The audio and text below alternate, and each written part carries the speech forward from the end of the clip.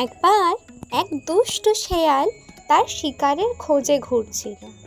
সে দেখতে পেল একটি ছোট ছাগলছানা একটি গর্তে পড়ে আছে।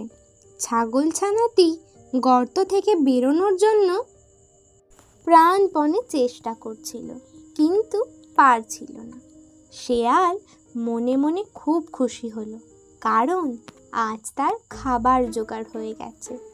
কিন্তু সে চালাকি করে ছাগলছানাকে বলল, ভয় পেও না, আমি তোমাকে সাহায্য করছি। শেয়াল একটি বড় দড়ি নিয়ে এসে গর্তের মুখে ফেলে দিল। ছাগলছানা দড়ি ধরে উঠে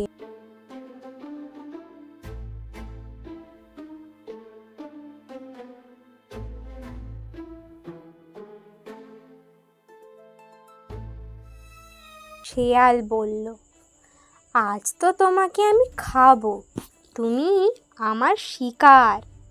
ছাগলছানা খুব ভয় পেয়ে গেল, কিন্তু সে বুদ্ধি খাটিয়ে বলল, ঠিক আছে, আমাকে খাও, কিন্তু তার আগে আমি তোমাকে একটা গান শোনাতে চাই। শেয়াল রাজি হয়ে গেল। ছাগলছানা খুব জোরে জোরে চিৎকার করে গান গাইতে শুরু করলো।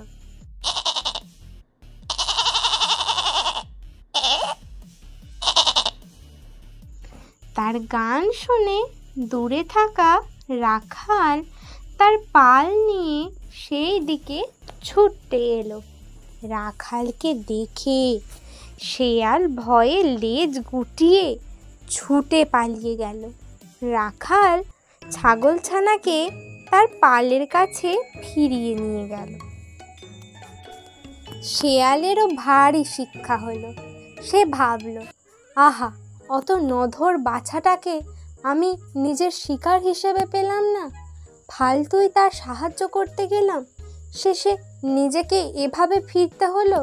ছি ছি ছি, এমন ভুল আর কখনো আমার দ্বারা হবেই না।